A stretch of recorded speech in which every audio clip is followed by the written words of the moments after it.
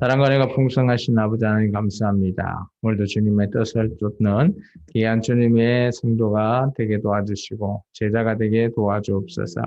아버지께서 듣는 귀와 보는 눈과 깨닫는 마음을 허락하사 우리가 주님 앞에 매일매일 우리의 삶이 정말 성경을 통해서 우리가 깨달아져 주님의 뜻을 올바르게 이해하고 순종해 나가는 우리의 삶이 되기를 원합니다. 주님 함께 하시고 지금 이 시간에도 우리에게 깨닫는 마음을 허락하여 주옵소서. 예수님 이름으로 감사하며 기도합니다.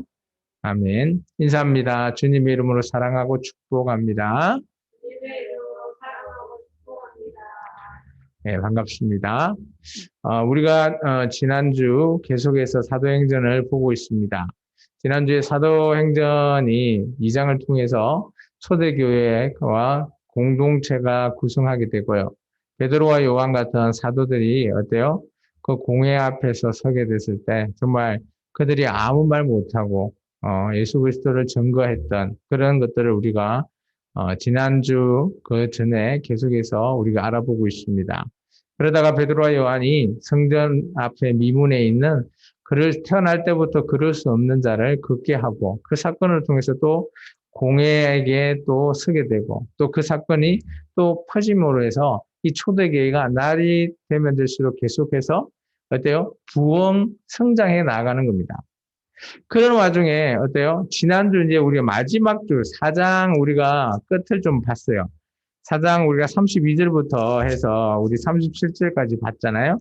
그때 이제 어떻게 보면 이 사람들은 다 예수를 믿는다라는 이런 것으로 인해서 출교를 당하게 되죠. 그러다 보니까 그들이 가진 것들이 아무것도 없다 보니까 많이 가진 사람이 자기의 것을 팔아서 이렇게 사도 안에 주고 그것을 물건을 통용할 수 있게끔 해준 모범 사례가 지난주 4장 이 37節까지 말씀. 그때 나온 사람 대표적인 사람이 우리가 잘 알고 있는 그죠? 우리 요한이라고 하는 바나바.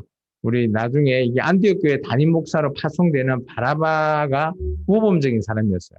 그에 반해서 오늘 우리가 좀 전에 읽었던 5장 1절에서부터 이제 6절의 말씀은 또 잘 알고 있죠. 하다 보니까 어때요? 이 아나니아와 삽비라라고 하는 이 두 사람도 어떻게 보면 성령의 그런 감동이 있었을 겁니다. 그러다 보니까 자기가 가진 그 밭을 소유를 팔았다라는 거죠. 그렇다면 우리가 성령의 감동이 있었다라는 대표적인 부분들을 사도들이 설교를 했을 때 어땠죠? 자기들이 찔림을 받아서 회개했잖아요. 그리고 세례를 받았죠. 그게 증거거든요. 그리고 나서 어때요? 자기가 할 수 있으면 자기의 것을 팔아가지고 사도들 앞에 내어놨다라는 겁니다. 그런데 오늘 보면 이 아나니아와 삽비라도 아마 자기 것을 소유를 팔았다라는 것을 보면 남한테 보이려고 하는 의식보다도 아마 제가 보기에는 제가 이 말씀을 봤을 때는 아마 이 아나니아와 삽비라도 성령에 임해서 정말 회개하고 세례받고 제대로 나도 교회를 위해서 헌신해야 되겠다 해서 소유를 아마 팔았을 것 같습니다. 그런데 오늘 어때요? 이들에게는 약간의 미련이 남았다는 거죠. 네, 그것이 오늘 3절에는 이 사도행전에서 누가는 이렇게 표현했습니다. 3절에 줄을 좀 끊었으면 좋겠어요. 사탄이 내 마음에 가득하여 라고 있습니다. 그러면서 내가 성령을 쏘겠대요. 그래서 우리가 어떻게 보면 이분법적으로 이 사건을 누가는 얘기하고 있습니다. 네가 물론 회개를 했지만 어때요? 이 마음속에서는 땅값을 그저 조금 자기 것이다 보니까 조금 감추고 싶고 자기 것을 좀 하고 싶어 하는 그런 것들이 사람인지라 어쩔 수 없다라는 거죠. 그러다 보니까 사도 앞에 내어놓을 때도 약간 얼마를 떼어놓고 그죠? 사도한테 내어놨다는 거죠. 저는 이것만 봐도 대단하다고 생각합니다. 그렇지 않아요? 자기 전 재산 중에 뭐 10분의 1을 떼놓고 교회에 헌신했다? 오늘날 같으면 대단히 칭송받아야 할 일이지 않나라고 저는 얘기집니다. 그런데 오늘 이 베드로는 물론 이제 그 마음 속에서 어때요? 그런 감추는 속이는 동작 그런 것들이 어때요? 성령님을 속이는 것으로 베드로는 얘기하고 있습니다. 그래서 우리는 이런 것들을 조금 물론 뭐 헌신하거나 헌금하는 것에 대해서는 우리가 보기에는 좋다라고 하지만 실제적으로 성령님의 입장에서는 이것이 속이는 것이 되기 때문에 어때요? 정당하게 낸다라면 그죠? 충분하게 이 사람도 바라보나 마찬가지로 충분히 그 많은 초대교회 사람들한테 칭찬받을 수 있었을 겁니다. 그런데 이런 속임을 통해서 이게 베드로는 이렇게 해석합니다. 사탄의 마음이 가득했다. 이게 성령님을 제한다라는 것은 속인다라는 것은 반면에 사탄이 일을 하는 그 마음을 지배하고 있는 것으로 이렇게 베드로는 해석했다라는 거예요. 저는 이 베드로 해석에 공감합니다. 그래서 우리가 물론 그죠 사탄의 유혹에 빠질 수도 있지만 그 유혹을 털어버릴 수 있는 것이 성령님이라고 저는 생각해요. 그런데 이것이 털어버리지 못하고 그 사탄의 마음이 가득해져 버리면 어째요? 성령님도 막을 수가 없는 그런 상태가 되어버리는 거죠. 그 일례가 저는 가롯 유다다라고 생각합니다. 유다가 사탄이 그 키에다가 말을 넣었을 때 그것이 씨앗이 돼가지고 어때요? 나중에 그 마음이 온통 예수님을 팔 생각으로만 있었잖아요. 자, 그런 걸로 비교해 보면 충분히 저는 이 말에 공감이 된다라는 겁니다. 그리고 나서 보면 그런 이런 성령님을 속였기 때문에 오늘 뭐 이것은 제가 보기에는 아마 우리에게 그죠? 너희는 하면 안 돼라고 하는 반면교사로서의 아마 사례지 않나. 그리고 이 아나니아가 어때요? 혼이 떠나서 죽는 그런 사건이 발생하게 됩니다. 그리고 나서 3시간쯤 지나고 나서 그의 아내가 일어나서 이 사실을 알지 못하고 들어오니 베드로가 이르되 그 땅 판 것이 이것뿐이냐 내게 말하라 하니 이르되 예 이것뿐이다 하더라. 베드로가 이르되 너희가 어찌 함께 깨하여 주의 영을 시험하려 하느냐 보라 내 남편을 장사하고 오는 사람들이 발이 문 앞에 이르렀으니 또 너를 메어 가리라 하니 어때요? 그가 곧 베드로의 발 앞에 엎드러져 혼이 떠나는지라 젊은 사람들이 들어와 죽은 것을 보고 메다가 그의 남편 곁에 장사하니 온 교회가 이 일을 듣는 사람들이 다 크게 두려워하니라 라는 그 이후에 삽비라가 들어왔죠. 아마 삽비라가 그의 아내인 것 같아요.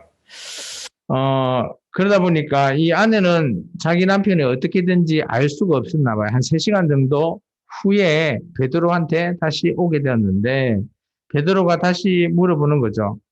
혹시 땅 판 것이 이것뿐이냐라고 물어봤을 때 이 삽비라는 이 사실을 알지 못하기 때문에 그 마음에서 어때요? 숨겨놓은 것 그대로 아까 얘기했던 남편 아나니아와 마찬가지로 그렇게 생각했던 거죠. 그것을 이제 이것뿐이다라고 했을 때 오늘 이 삽비라 또한 남편처럼 함께 어때요? 혼이 떠나서 죽어버리는 그런 사건이 발생합니다. 그래서 오늘 11절의 반응을 한번 보면 참 놀랍습니다. 교회와 이 일을 들은 사람이 다 크고 두려워한다라고 했죠. 왜 두려워했을까요? 교회 다닌다는데 어떻게 보면 이런 거죠. 교회를 다니는데 교회 그 성령님의 오늘 성령님을 속인 것으로 저 사람 죽었더라. 그렇게 소문이 났을 수 있을 겁니다. 그러다 보니까 교회 나가는 것 이게 내 마음에 진짜 거짓이 있으면 안 되겠다. 아마 이 초대교회는 그런 것을 아마 생각했을 것 같아요. 오늘날 우리는 어떻습니까? 오늘날 우리는 물론 뭐 속이는 거 없다라고 우리는 생각할 수 있지만 혹여나 이렇다면 그렇다고 우리가 죽거나 이렇게 하진 않잖아요. 그래서 이런 일들을 우리는 겪지 못했기 때문에 그냥 쉽게 생각하죠. 그런데 이 초대교회는 이런 것을 통해서 봤기 때문에 두려워할 수밖에 없는. 근데 이 두려움이 어때요? 쉽게 보면 두 가지일 겁니다. 아마 너무 두려워서 교회를 떠날 수도 있겠지만 그러지 않고 이것이 그들에게 반면교사로서 경각심을 주지 않았을까 저는 그렇게 여겨집니다. 그래서 초대교회가 정말 하나님 앞에서 정직하고 성령님을 속이지 않는 그런 공동체로서 탄탄하게 나아가는 반면교사로서 아마 이 아나니아와 삽비라의 사건이 오늘 누가가 소개하지 않았나라고 저는 보여집니다. 근데 이제 놀라운 거는 이 초대교회 사람들은 어떤 식으로 교회가 매일매일 이루어졌을까요? 그것이 이제 12절에서 16절의 말씀입니다. 말씀을 보시면 사도들의 손을 통하여 민간에 표적과 기사가 많이 일어나며 믿는 사람이 다 마음을 같이하여 솔로몬 행각에 모였대요. 이 당시 초대교회는 저희 생명나무교회처럼 이렇게 예배당이 준비되어 있는 게 아니에요. 사람들만 모여 있는 거죠. 그러다 보니까 그 많은 사람들이 모여가지고 요즘 같으면 예배할 수 있는 곳이 어딘가 하면 성전 앞에 있는 솔로몬 행각이라고 하는 곳에 모인다라는 거죠. 잘 한번 생각해 보십시오. 베드로가 3,000명 그죠? 회개했죠. 그 이후에도 사람들이 그 공회 사건으로 많은 사람들이 초대교회에 들어왔어요. 못해도 5,000명 이상, 10,000명 정도 되는 사람들이 정말 모여서 그죠? 이 사도들의 뭘 했어요? 사도들이 표적과 기사가 일어났다라는 거죠. 근데 이것은 이제 민간, 일반 사람들 앞에 이런 것들이 일어나다 보니까 사람들이 이 베드로나 이런 사도 요한이나 이런 사도들을 보기 위해서 어디요? 솔로몬 행각으로 모인다라는 거죠. 그리고 그 나머지는 감히 그들과 상종하는 사람이 없으나 백성은 칭송하대요. 이게 상종하는 사람이 없다라는 건 뭔가 하면 바리새인과 사두개인들이 이들을 죽이려고 하는 그런 사람들이죠. 그런 사람들이 상종도 안 해버리는 거죠. 너무 사람들이 많이 모이다 보니까. 그런 겁니다. 군중의 심리나 군중이 이렇게 사람들로 이렇게 모이게 되면 그 사람이 어마어마하게 힘을 얻게 되는 거예요. 그렇다면 처음에는 이 사람을 어떻게 베드로나 사도 요한을 옥에도 가두고 공회에 넣어서 어때요? 죽이려고까지도 했지만 지금은 어때요? 너무 많은 사람들이 베드로와 요한을 추종하다 보니까 따르다 보니까 여기는 칭송이라는 단어를 썼거든요. 그러다 보니까 바리새인과 사두개인이 이들을 어떻게 할 수가 없는 겁니다. 그래서 믿고 주께로 나오는 자가 더 많으니 남녀의 큰 무리더라. 이게 이 사람이 수가 얼마인지 알 수 없지만 대략 누가는 이렇게 갑니다. 남자 여자가 어떤 무리다고요? 큰 무리다고요. 이게 몇 명인지 알 수는 없지만 어마어마한 무리다라고 말하고 있습니다.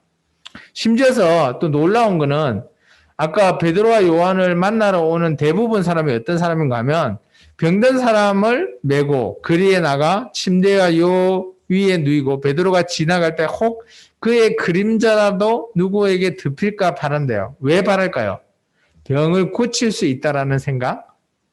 이게 베드로가 지나갈 때 병든 자가 그 길에만 있어도 나을까 싶다. 이거 혹시 누구 떠오르세요? 예수님 지나갈 때 그저 병든 자가 자기 이렇게 한번 비춰가지고 자기들에게 병 고침 받기 위해서 막 했던 그런 부분들이 연상됩니다. 예루살렘 부근에 수많은 사람들이 모여 병든 사람 그리고 중요한 건 더러운 귀신에게 괴로움을 받는 사람을 데리고 와서 다 어땠다고요? 나았대요. 나음을 얻었대요. 고침을 받았답니다. 이게 병의 분류는 두 가지입니다. 하나는 진짜 병이 세균에 의해서 들려온 병든 사람이 있고 또 다른 병든 사람은 어떤가 하면 귀신, 더러운 귀신. 귀신 앞에 꼭 어떤 단어가 쓰여지죠? 더럽다라는 단어가 있어요. 그래서 여러분이 더러우면 귀신 들렸다? 라고 말할 수 있나요? 그렇게 하지 않기 위해서는 여러분 깨끗하게 하십시오. 더럽게 다니면 귀신 들렸다라고 생각할 수도 있어요. 알겠어요? 그래서 병은 어때요? 세균에 의해서 걸린 사람도 있고 귀신에 의해서 병이 걸린다라는 사람도 있다라는 거예요. 근데 그런 사람들이 이 베드로와 요한에 의해서 어때요? 다 어떻게 보면 사도들에 의해서 다 고침받았대요. 이것은 어떻게 보면 예수님의 그 일을 그대로 따라하고 있는 제자들 모습이 보이지 않나요? 예수님께서 가는 데마다 물론 가르치고 선포도 하시지만 병도 고쳐주셨거든요. 근데 오늘 그 일을 누가 한다고요? 사도들이요. 그러면 어떻게 보면 예수님의 후계자인 사도들이 그대로 그 일을 따라한다라는 것들, 이런 것들을 보면 예수님의 일을 어때요? 그대로 유지해 나가는 그런 일을 사역을 하고 있는 겁니다. 그러다 보니까 오늘 반대편에 있는 사람들, 참 이 베드로와 요한을 죽이려고 하는 대제사장과 어때요? 사두개인, 뭐 이런 사람들이 마음이 어떻게 했다고요? 시기가 가득하대요. 여기 이제 줄을 한번 꺼놓을까요? 마음의 시기가 가득하다. 17절. 이들은 어때요? 마음에 뭐가 가득하다고요? 시기가. 아까 아나니아와 삽비라는 마음에 뭐가 가득하다고요? 사탄이 가득하대요. 근데 이들은 시기가 가득하답니다. 그래서 이들이 어떻게 했을까요? 사도들을 잡아서 옥에 가뒀습니다. 그리고 그런데 놀라운 거는 천사가, 주의 사자 천사입니다. 천사가 밤에 옥문을 열고 이렇게 끄집어내갖고 어떻게 하면 성전에 세웠답니다. 그리고 나서 어때요? 생명의 말씀을 백성에게 말하라고 천사가 얘기했대요. 이제 생명의 말씀은 뭘까요? 예수님을 증거하는 그런 말씀일 겁니다. 그것을 전해라 하면서 천사가 옥에 가뒀는데 사도를 옥에서 그냥 끄집어낸 거죠. 근데 놀라운 거는 그 사실을 옥에 가뒀으면 어때요? 옥에 간수가 있을 거 아니에요. 근데 그 사람들이 알아야 되는데 알아채지도 못했어요. 그래서 그들이 듣고 새벽에 성전에 들어가서 가르쳤대요, 사도들이. 그런데 대제사장과 그와 함께 있는 사람들이 와가지고 이 사람들 옥에 있는 사람인데 왜 여기 있냐라고 생각하는 거예요. 그래서 공회와 이스라엘 족속의 원로들을 다 모아서 옥에 보낸 사도들을 잡아오라고 했어요. 이들을 왜냐하면 재판하기 위해서. 하도 이들이 사람이 늘고 추종하는 세력이 많다 보니까 자기와 반대되는 역할을 하다 보니까 이들을 빨리 재판해서 어떤 처벌을 내리기 위한 그런 장면이었습니다. 그런데 부하들이 옥에 가보니까 어때요? 사돌이 있어요, 없어요? 보지 못한 거거든요. 우리가 보니 옥이 든든히 잠겨 있는데 사람이 없다는 거예요. 이해가 안 되는 거죠. 이게 천사가 한 거랍니다. 이것도 어떻게 보면 기적 같은 일이죠. 그런 이렇게 쓰여 있는데 과연 어떻게 천사가 뭐 순식간에 순간 이동을 시켜서 성전 앞에 이런 사도들을 옮겨놨을까? 뭐 좀 궁금해는 합니다. 그건 나중에 우리가 하나님 만나면 이런 거 궁금한 사람 한번 물어보시면 될 것 같고요. 그래서 이제 승전 맡은 자와 제사장들이 이 말을 듣고 어찌 됐지? 어찌 된 일인가? 라고 의아해하죠. 근데 사람들이 알려줍니다. 옥에 가뒀던 사람이 성전이 서서 백성들을 가르치고 있더라. 그래서 이제 그들이 어땠을까요? 가서 잡으러 갔습니다. 자기 성전 맡은 자와 부하들과 같이 가서 그들을 잡으러 왔으나 강제로 왜 못했을까요? 사람들이, 추종하는 사람들이 많기 때문에 힘이 얻은 거죠, 힘을. 베드로나 요한 같은 이런 사도들이 힘을 얻은 거예요. 그래서 이들이 어때요? 강제 연행하고 싶지만 할 수 없었던 거예요. 그래서 백성들이 돌로 칠까 두려워한대요. 이게 이 유대인들의 말씀 이런 걸 보면 이들의 율법 중에 부정한 것을 하면 어떻게 한다고요? 돌로 치잖아요. 스데반 집사를 죽일 때도 자기들이 물론 모함을 했지만 돌로서 쳐서 죽였던 이제 그런 것들이 어떻게 보면 그들의 처벌 방법이거든요. 오히려 자기들이 당할까봐 이들을 강제 연행할 수 없었던 거예요. 그러다 보니까 그들을 끌다가 공회 앞에 일단은 재판을 위해서 이게 사내들인 공회거든요. 공회 앞에 세웠을 때 이제 대제사장이 이제 그들 사도들에게 물어봅니다. 우리가 이 이름이 누구죠? 예수님의 이름으로 사람을 가르치지 말라고 이전에 얘기했죠. 경고를 줬는데 너희가 어때요? 너희가 너희 가르침을 예루살렘에 가득하게 하니 이 사람의 피를 우리에게 돌리고자 함이로다 라고 대제사장이 얘기합니다. 여기 이제 줄을 한번 꺼볼까요?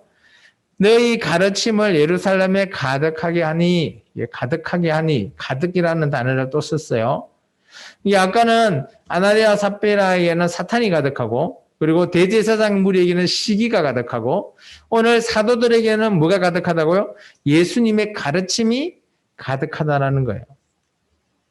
베드로와 사도들이 대답하여 이르되 이르되 사람보다 하나님께 순종하는 게 마땅한 일 아니냐. 베드로와 사도가 말합니다. 그렇게 너희가 나무에 달아 죽인 예수를 우리 조상의 하나님이 살리셨대요. 맞죠? 유대인들이 예수님을 죽였고, 그런데 우리 조상인 하나님은 예수를 살려서서요. 그리고 이스라엘에게 회개함과 제사함을 주시려고 그의 오른손으로 높이사 임금과 구주로 삼으셨다. 참 놀라운 내용을 얘기하고 있습니다. 그죠? 놀라운 이런 얘기를 하고 있고요. 이게 이제 이 부분 이제 시편의 말씀들을 이렇게 해서 그들이 이제 요약 정리가 되는 거죠. 그리고 우리는 이 일의 증인이요, 하나님이 자기에게 순종하는 사람들에게 주신 성령도 그러하다. 이게 성령님의 존재를 밝히는 겁니다. 그들이 듣고 크게 노하여 사도들을 없이 하고자 했다라는 거예요. 왜 이들이 노했을까요? 왜냐하면 예수님을 죽이는 것은 어떤 일이라고요? 하나님을 어떻게 한다고요? 반항하는 일, 반대되는 일을 했다라는 거예요. 그러니까 이들이 노할 수밖에 없죠. 하나님을 배반하는 일을 누가 했다? 이 대제사장이나 바리새인들이 했다라고 하니까 당연히 노발대발할 수밖에 없는 겁니다. 그런데 이때 한 명이 등장합니다. 우리 잘 알고 있는 가말리엘이라고 해서, 물론 이제 유대인들의 3대 존경받는 랍비 중에 한 명이라고 합니다. 그래서 이 가말리엘 문파에 소속됐던 또 대단한 사람이 있어요. 그 사람은 우리가 잘 알고 있는 사도 바울. 그도 가말리엘 문화생입니다. 바리새인 가말리엘은 율법 교사로 모든 백성에게 존경을 받는 자였습니다. 이게 3대 랍비 중에 한 명이니까요. 그리고 그들이 공회 중에 일어나 명하여 사도들을 잠깐 밖에 나가게 하고 그들끼리 회의를 합니다. 가말리엘이 어떤 얘기를 하는지 한번 들어볼까요? 말하되 이스라엘 사람들아, 너희가 이 사람들에게 대해 어떻게 하는지 조심해야 될 것이다. 왜냐하면 이전에 드다가 일어나 스스로 선전함에 사람이 약 400명이나 따랐대요. 이게 가말리엘은 지금 뭘 얘기하는가 하면 지금 베드로와 요한이 추종하는 세력이 어마어마하게 는다라는 것을 기점으로 지금 얘기해요. 드다라고 하는 사람들이 이렇게 사람을 한 400명 따르고 그가 죽임을 당했을 때 어때요? 모든 사람이 흩어져 없어졌대요. 그리고 두 번째, 그 후에는 또 호적을 할 때 갈릴리의 유다가 일어나 백성을 깨워서 또 많은 사람들이 함께 따랐대요. 그런데 어때요? 그것도 망했을 때는 따르는 사람이 어떻게 했다고요? 흩어졌대요. 이 말은 뭔가 하면 가말리엘이 이 베드로나 요한 이 사도들도 지금 사람들이 많이 추종하지만 이들이 끝나버리면 그 따르는 사람들도 어때? 흩어질 수밖에 없다. 그래서 이 가말리엘의 결론은 이런 겁니다. 이제 내가 너에게 말하노니 이 사람들을 상관하지 말고 나 내버려둬라. 이 사상과 이 소행이 사람으로부터 났으면 당연히 따르는 사람이 어느 정도 있다가 흩어질 것이야. 무너질 것인지. 그런데 만일 하나님께로부터 났다면 너희가 그들을 무너뜨릴 수 없어. 그렇기 때문에 도리어 하나님을 너희가 아까 얘기했던 것처럼 대적하는 그런 대적자가 되니까 그냥 이 베드로나 요한을 내버려둬라라고 가말리엘이 어때요? 이 공회에서 발언을 했습니다.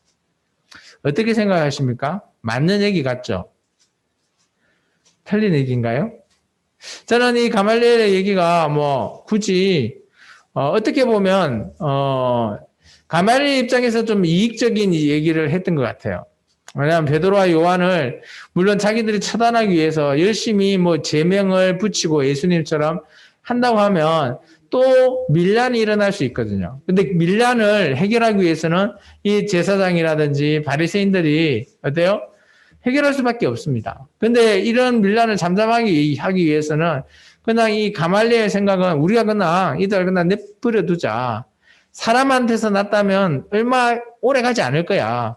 대신 하나님 앞에 났다면 우리가 막을 수 없는 일이니까 그건 어쩔 수 없는 일이다. 라는 것으로 어떻게 보면 좀 논리정연하게 얘기한 거예요. 그러다 보니까 사람들이 어땠을까요? 공회원들이 공감을 하게 됩니다. 그들이 옳게 여겼대요. 가말리엘의 말을. 그래서 사도들을 불러서 어때요? 채찍질하고 예수의 이름으로 말하는 것을 금했대요. 이것을 계속 얘기합니다. 예수님의 이름으로 전하는 것. 이게 예수님의 복음 증거. 이것을 하지 말라라고 계속해서 이렇게 금하여 놓았죠. 그때 사도들은 어때요?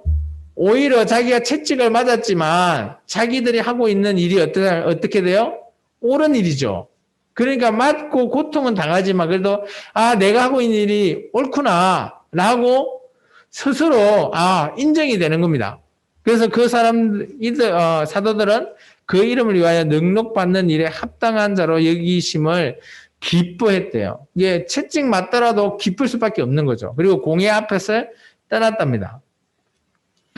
그들이 날마다 성전에 있든지 집에 있든지 예수는 그리스도라고 가르치기와 전도하기를 그치지 아니했다. 이게 초대 교회가 행했던 사역입니다. 성전에 있든지 아니면 집에 있든지 예수님을 가르치고 전도하는 것. 예수님은 이런 사람이야 라는 것으로 늘 가르쳐야 돼요. 가르친다는 건 뭐예요? 예수님에 대해서 잘 알고 있어야 되는 거예요. 호세아가 얘기했죠. 지식이 없어서 망한다고. 하나님만 아는 지식이 없어서 망한다. 반대로 오늘 예수님을 우리가 가르치지 않으면, 예수님을 제대로 알지 못하면 이 무리들이 흩어질 수밖에 없다. 이건 하나님의 일이 아니다라고 여겨질 수밖에 없는 거죠. 근데 이들이 어때요? 이거 자신들은 어때요? 인정을 받은 거, 어떻게 보면 반대 세력한테 인정받은 거랑 마찬가지인 거예요. 그러다 보니까 너무 기쁜 거죠. 그래서 자기가 하고 있는 사역들을 더 열심히 하는 겁니다. 그래서 예수님을 가르치고 또 예수님을 전도하고 그런 것을 그치지 않았다라고 얘기하고 있습니다. 어떻습니까? 오늘 초대교회의 사역, 마지막 이 부분이 아마 초대교회의 사역인 것 같아요. 그리고 오늘날 교회의 사역도 저는 마찬가지라고 봅니다. 예수님을 가르치고 예수님에 대한 복음을 전도하는 것.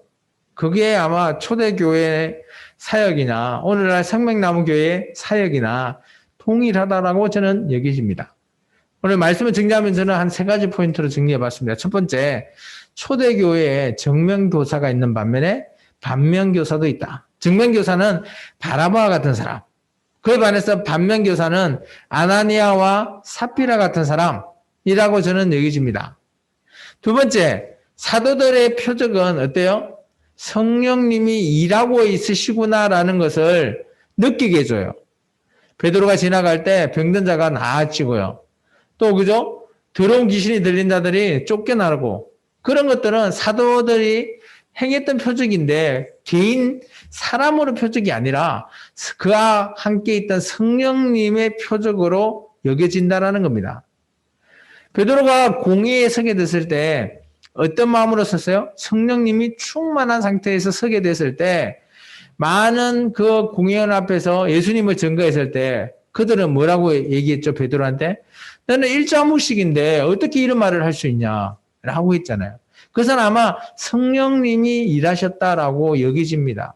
그래서 성령이 충만해지면 내가 어떤 말을 할지 어떻게 할지 생각하지 않더라도 성령님이 우리에게 말을 할 수 있게 그런 역사를 일어날 수 있게 생각나게 해주시지 않나라고 여기집니다. 그게 아마 사도들의 표적이지 않나.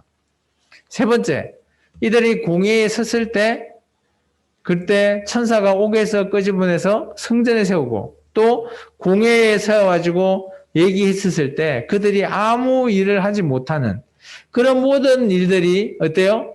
어떻게 보면 성령님이 하신 일이다라고 여기집니다. 따라서 마지막으로 결론, 이 이후에 초대교회가 힘쓴 일, 사역은 바로 예수님을 가르치고 전도하는 일에 열심이었다라는 거예요.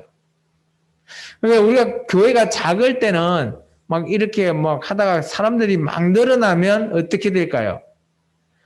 관리가 필요하죠. 아무리 사도들이나 이런 것을 위해서 막 보러 오고 많은 사람들이 100명, 200명이 있다가 2,000명, 10,000명이 모였다라고 생각해 보십시오.